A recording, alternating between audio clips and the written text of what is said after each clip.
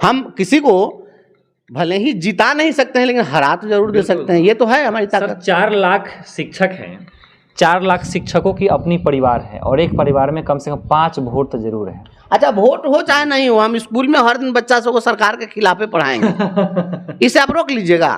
तो अगर मुझे बुलावा आया और मैं वहाँ गया तो मैं मुख्यमंत्री जी से मात्र एक सवाल पूछूंगा, पराजित कर देती है। हमारे यहाँ पे ले आइए बड़े बड़े विद्वान को, मैं सिंपल सा सवाल पूछूंगा, फूल कुमारी क्यों उदास रहने लगी, आप बताइएगा, है जवाब, फेल जाइए। तो ये तो आपको सोचना पड़ेगा कि मंशा क्या। तो जो शिक्षक लोग यह सोच रहे हैं कि हम फॉर्म भरेंगे, भैया वो इसी के लिए फॉर्म भरवा रहे हैं कि फॉर्म भर के आपको फेल कर दें, डिक्लेयर कर देंगे कि फेल, तो आप फेल का सर्टिफिकेट लेकर घूमिए। पहले ही यह सोच ले कि हमें इनको फेल कर देना है, I have to reject you. देखना होगा कि आपका इंटेंशन क्या है, whether you want to select और रिजेक्ट। तो जो भी दोस्तों का सवाल था, कुणाल जी खास करके आपका सवाल ये ज़्यादा था, आपको जवाब मिल गया होगा बरजासी सर से। सर अगला कहना ये है कि बीपीएससी का एग्ज़ाम शिक्षकों के लिए हो रहा है, जो अभी डेट भी आगे बढ़ा है, तो बहुत सारे शिक्षक हैं जो बीपीएससी में फॉर्म भर रहे हैं, लेकिन मैक्सिमम शिक्षक हैं कि फॉर्म नहीं भर रहे हैं। तो जो लोग भर रहे हैं उनको क्या कहेंगे? बीपीएससी का फॉर्म तो हम लोगों ने अपील किया था कि नहीं भरिए। बीपीएससी का फॉर्म देखिए, मैं पहले ही बता चुका हूं कि सरकार की मंशा क्या है, परीक्षा किस लिए ली जा रही है, आपको देखना पड़ेगा what is intention behind the organisation of this examination, why the government is conducting this examination, ये आपको देखना पड़ेगा क्यों किया जा रहा है। तो पूर्व में जो प्रधानाध्यापकों की बहाली हुई है बीपीएससी के माध्यम से हाई स्कूल में, तो उस बहाली में इन्होंने कहा कि जो सरकारी स्कूल हैं, सरकारी स्कूलों के शिक्षक योग्य नहीं है, यहाँ क्वालिफाइड नहीं है, तो ऑक्सफोर्ड यूनिवर्सिटी वाले, हार्वर्ड यूनिवर्सिटी वाले सबको ले आके इसमें शामिल करा दीजिए कि सब लोग इसमें बैठ सकते हैं। तो लाए थे ना हार्वर्ड और ऑक्सफोर्ड यूनिवर्सिटी के, डीएवी के, सनशाइन के, जितना बड़का बड़का प्राइवेट स्कूल है सबका, तो सबके टीचर तो इसमें बैठे ना। तो अगर मान भी लेते हैं कि सरकारी स्कूलों में पढ़ाने वाले जो शिक्षक थे वो क्वालिफाइड नहीं थे, अयोग्य थे, तो ये हार्वर्ड ऑक्सफोर्ड वाले भी तो योग्य थे। तो आप जो आवेदन लिए, 13,000 लोगों ने आवेदन किया और उस आवेदन में पास किए 421 लोग मात्र। क्यों? क्या सारे के सारे लोग अयोग्य थे? मैं बार बार कहता हूँ इस बात को कि अगर यह मंशा कोई पहले ही यह सोच ले कि हमें इनको फेल कर देना है, I have to reject you, देखना होगा कि आपका इंटेंशन क्या है, whether you want to select और रिजेक्ट, ये तो पहले देखना पड़ेगा ना। आप सेलेक्ट करना चाहते हैं कि रिजेक्ट करना चाहते हैं, तो ये तो रिजेक्शन की मानसिकता बना कर रखे हैं कि अधिक से अधिक लोगों को छांट दो। जब अधिक से अधिक लोगों को छांट देंगे तो कहेंगे कि योग्य थे ही नहीं तो हम चुनते कहाँ से, नौकरी तो देना नहीं है, तो खेला कर रहे हैं। अब सोचिए इस बात को, बहुत बड़े विद्वान को आप ले आइए, वो जो पीएचडी किए हों, डीलिट, एफआरसीएस, जो ही बड़का बड़का विद्वान का डिग्री है लेकर के आइए, अब मेरे स्कूल में आए, हम उनको फेल कर देंगे।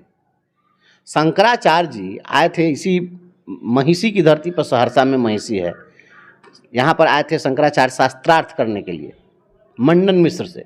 मंडन मिश्र से शास्त्रार्थ किए, मंडन मिश्र को उन्होंने हरा दिया। उसके बाद उनकी पत्नी कही कि वो तो हम तो उनकी अर्धांगिनी है, तो आधांग को ही आप हराएं, तो आधांग हैं, हमसे आप शास्त्रार्थ कर लीजिए। तो महिला भारती जो उनकी पत्नी थी वह शास्त्रार्थ की, उन्होंने प्रश्नोत्तर शुरू किया, उन्होंने उनका बीपीएससी का इंटरव्यू शुरू किया। तो बीपीएससी के इंटरव्यू में क्या हुआ, अब शंकराचार्य जी जो हैं वह ब्रह्मचर्य जीवन जी रहे थे, तो ब्रह्मचर्य जीने वाला व्यक्ति स्त्री पुरुष संबंध पर क्या बोलेगा? अब उससे कोई वात्स्यायन के सूत्र ग्रंथ से सवाल पूछ देगा तो क्या बताएगा उस पर? शंकराचार्य जी वहाँ पर हार गए, शंकराचार्य जी को पराजित कर दिया। तो शंकराचार्य जैसे विद्वान को भारतीय एक महिला पराजित कर देती है। हमारे यहाँ पे ले आइए बड़े बड़े विद्वान को, मैं सिंपल सा सवाल पूछूंगा, फूल कुमारी क्यों उदास रहने लगी, आप बताइएगा, है जवाब, फेल जाइए। तो ये तो आपको सोचना पड़ेगा कि मंशा क्या। तो जो शिक्षक लोग यह सोच रहे हैं कि हम फॉर्म भरेंगे, भैया वो इसी के लिए फॉर्म भरवा रहे हैं कि फॉर्म भर के आपको फेल कर दें, डिक्लेयर कर देंगे कि फेल, तो आप फेल का सर्टिफिकेट लेकर घूमिए। उसी स्कूल में दूसरा कोई व्यक्ति जो पास करके आएगा उसके नज़र में आपको हीन भावना से आप ग्रसित रहेंगे। परीक्षा, सीता की भी अग्नि परीक्षा एक बार हुई थी महाराज, दूसरी बार जब अग्नि परीक्षा की बात आई तो धरती फट गई। ये क्या है और ये कैसी बातें हैं?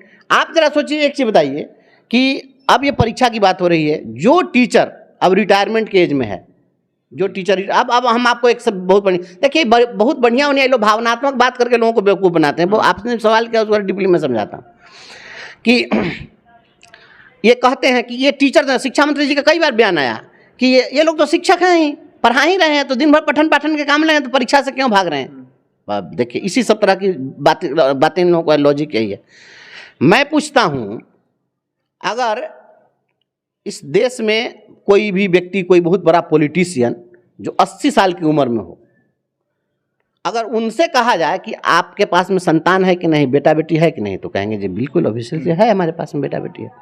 तो उनको कहा जाए कि आप तो पिता हैं, तो हाँ, तो 80 साल की उम्र में एक बार फिर से बाप बन के आप बता दीजिए।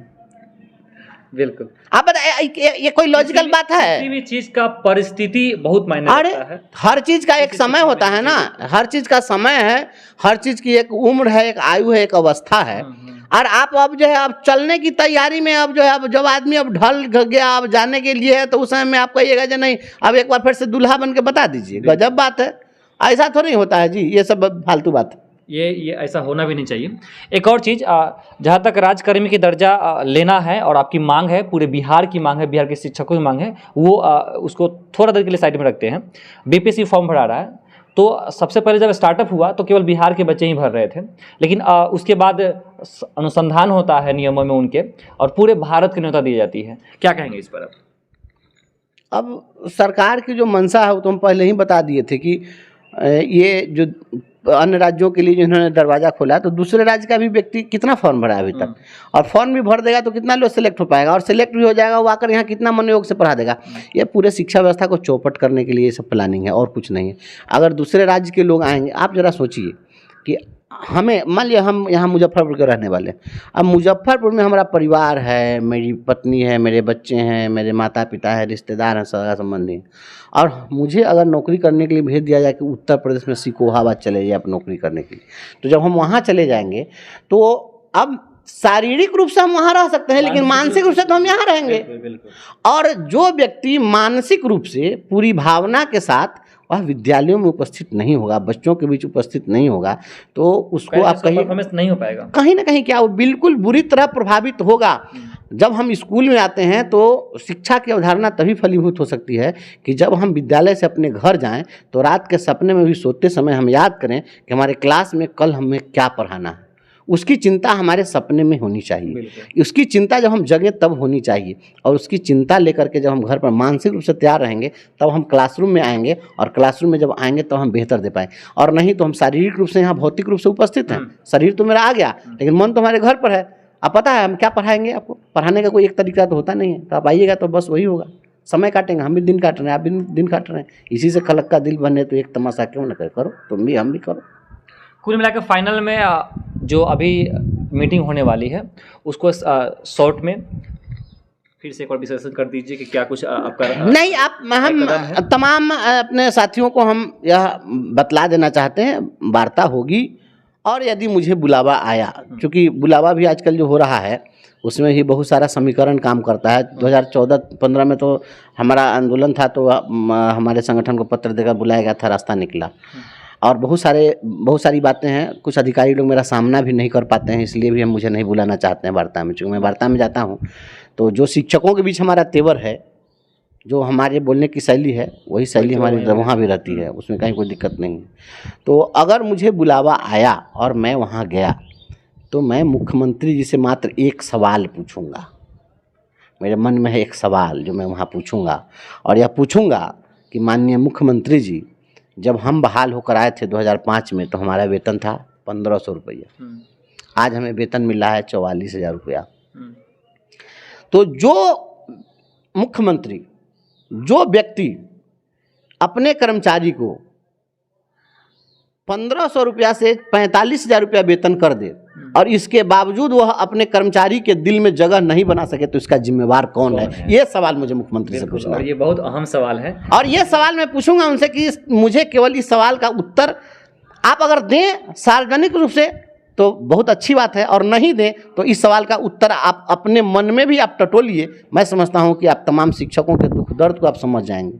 आप जो कुछ करते हैं ऐसा क्यों ऐसी परिस्थिति होती है कि अभी जो वार्ता की स्थिति हुई है, आप इतनी आलोचना सुनने के बाद, इतना लोगों को पिटवाने के बाद में, इस कदर तंग करने के बाद में आप वही काम कर रहे हैं। जब वही काम आप करते हैं तो पहले ही आप प्रेम से करें, जब जान रहे हैं कि हमको यही करना पड़ेगा। बिहार के शिक्षकों को नज़रअंदाज कर सकता है? ये इतनी बड़ी जमात है, इतनी बड़ी हमारी संख्या है, इसको सुपरसीड करके बढ़ जाने की तो किसी को औकात नहीं है। हम किसी को भले ही जिता नहीं सकते हैं, लेकिन हरा तो जरूर दे सकते हैं। ये तो है हमारी ताकत। 4 लाख शिक्षक हैं, 4 लाख शिक्षकों की अपनी परिवार है, और एक परिवार में कम से कम 5 वोट तो जरूर है। अच्छा, वोट हो चाहे नहीं हो, हम स्कूल में हर दिन बच्चा सबको सरकार के खिलाफ पढ़ाएंगे। इसे आप रोक लीजिएगा। हम हर दिन, अच्छा सर, हम क्लास में हैं, क्लास में जो भी परिस्थितियां हैं, जो सामाजिक परिदृश्य है, हम सिविक्स पढ़ाते हैं ना, सामाजिक जीवन पढ़ाते हैं ना, सामाजिक आर्थिक और राजनीतिक जीवन किताबें का नाम है। तो हम जब पढ़ाते हैं तो हम उसमें बताएंगे ना कि यहाँ पर सरकार की क्या व्यवस्था है, गरीबों के बच्चों की यह हालत क्यों है, गरीबी और अमीरी के बीच खाई क्यों बढ़ती जा रही है। शिक्षक से बेहतर कोई विश्लेषक होता है? हम उसी पीढ़ी को, उसी बच्चे के जेहन में इन तमाम समस्याओं के मूल जन्म में राजनीतिज्ञों की जो मानसिकता है उसका भंडाफोड़ करेंगे और एक इनकलाबी पीढ़ी तैयार कर देंगे। याद रखिएगा, हम तो शिक्षक, अगर ये वार्ता नहीं होगी, नहीं बन पाएगी बात, तो हर दिन अपने क्लास में 1 घंटा, अंतिम घंटी 1 घंटा केवल और केवल यही सब पढ़ाएंगे। आखिरी और एक अहम सवाल, वार्ता में राज्यकर्मी पर समझौता नहीं होती है, तब ब्रजवासी सर का क्या कदम रहेगा आगे? अब समझौता अगर नहीं होगा तो ये समझना तो सरकार को है। हम लोग तो संघर्ष पथ के पथिक हैं।